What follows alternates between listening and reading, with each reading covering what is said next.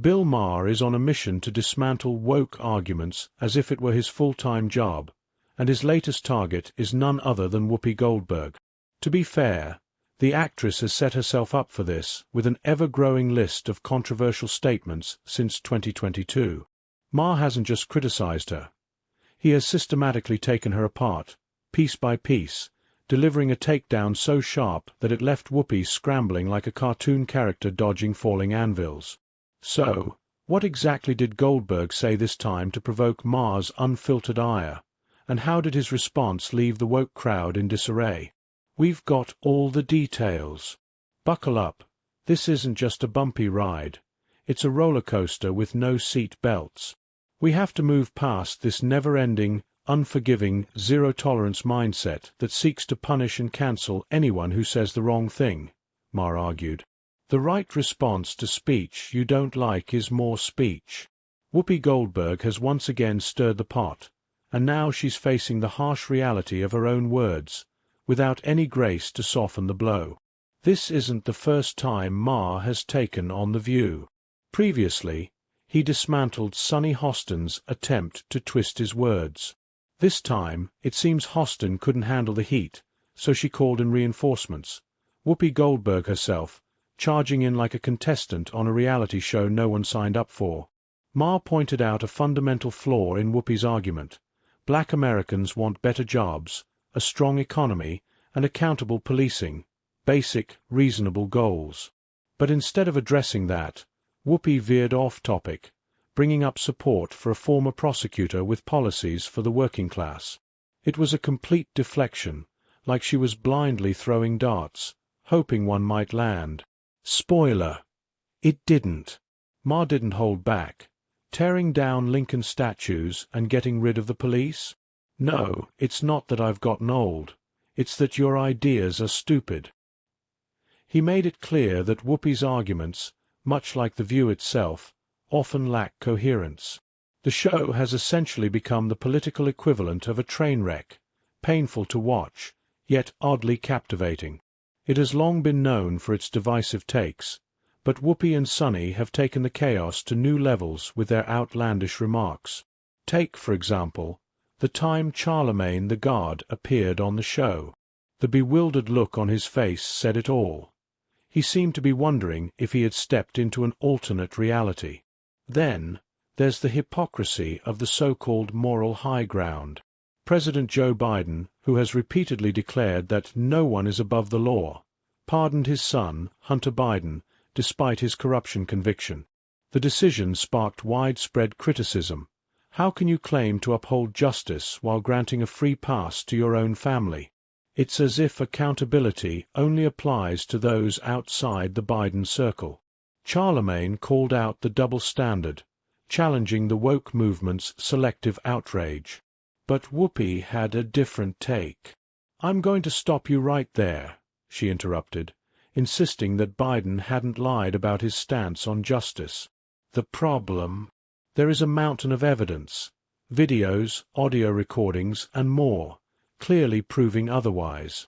Watching Whoopi insist that Biden's words weren't contradictory was like seeing someone stand under a clear blue sky and claim it isn't blue. Her verbal gymnastics were almost Olympic-worthy, though she'd likely trip over her own logic in the process. Charlemagne's stunned expression said it all. Whoopi went further, suggesting that Biden didn't change his stance out of dishonesty, but because he was fed up with everyone else getting away with things. Charlemagne was visibly taken aback, speechless at her reasoning. This exposes the real problem with the woke mob. They only call out wrongdoing when it suits them. If the offender is an outsider, they demand justice. But if it's someone in their own camp, the outrage suddenly vanishes, replaced by excuses and justifications. Whoopi and her crew managed to evade accountability during their discussion with Charlemagne, but Maher wasn't about to let it slide. "You love to speak truth to power, and we always should," Maher said, "but you've completely lost the ability to speak truth to both." He couldn't have said it better. The self-proclaimed arbiters of morality have been exposed, and their double standards are clearer than ever. Hunter Biden, Guilty as charged. Plain and simple.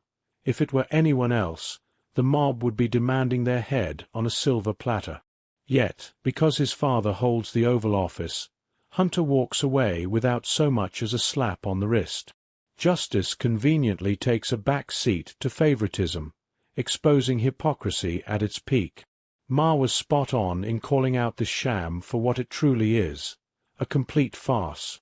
The pressing question now is, how much longer will Americans tolerate this duplicitous behavior? This isn't just about Hunter.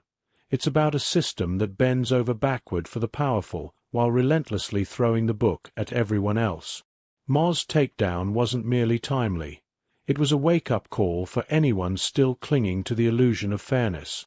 Even more intriguing, Maher highlighted how the woke mob often receives backing from mainstream media. Was it appropriate to bury the Hunter Biden story? Absolutely not. Yet, that's exactly what the press did. Before the election, major media outlets deliberately downplayed the scandal, dismissing it as Russian disinformation despite a growing mountain of evidence. Their goal? To protect President Biden and sabotage Trump's re-election efforts. Whoopi Goldberg eagerly jumped on the bandwagon, dismissing the allegations on The View. But Maher wasn't having any of it. He systematically tore apart her excuses, laying bare the blatant hypocrisy for all to see. Above any matters of politics or right and wrong, one thing is certain about America. It's run by mean girls. Mean girls in the press, in politics, and in life. When they smell blood in the water, their lust to finish off a vulnerable person is undeniable. Maher hit the nail on the head. The ladies of The View, especially Whoopi Goldberg, aren't just woke. They're a pack of relentless sharks circling their prey. Their approach isn't about meaningful discussion or uncovering the truth.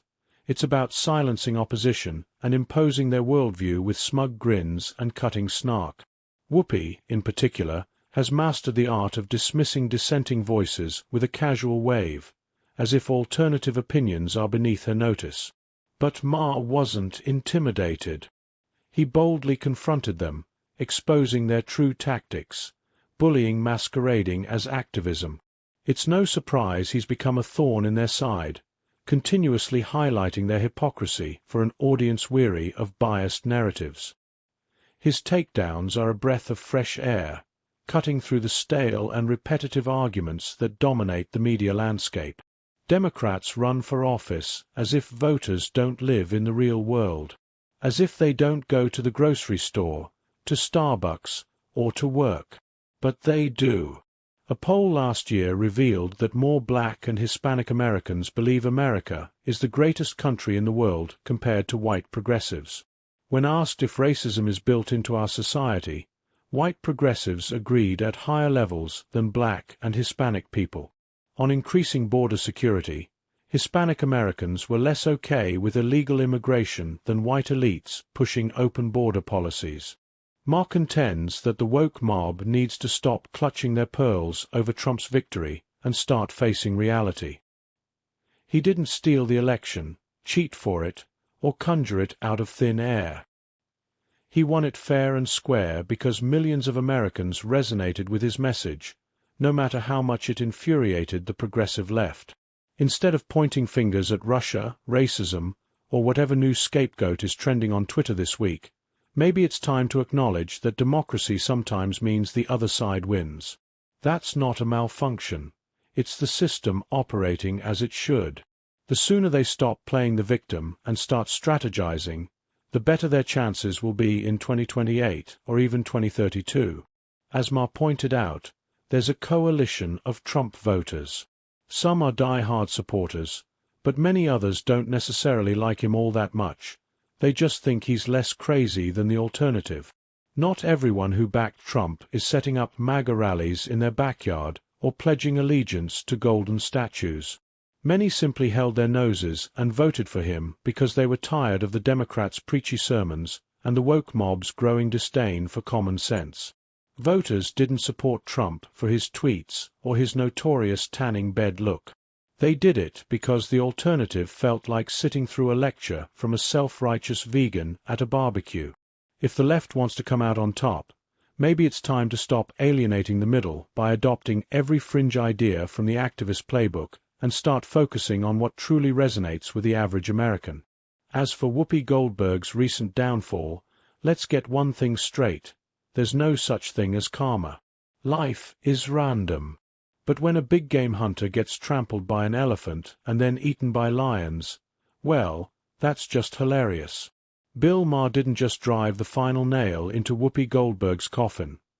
He practically built the entire thing while chuckling at the sheer absurdity. Whoopi, the self-declared high priestess of the woke movement, dared to challenge Maher for the audacity to think independently. Big miscalculation.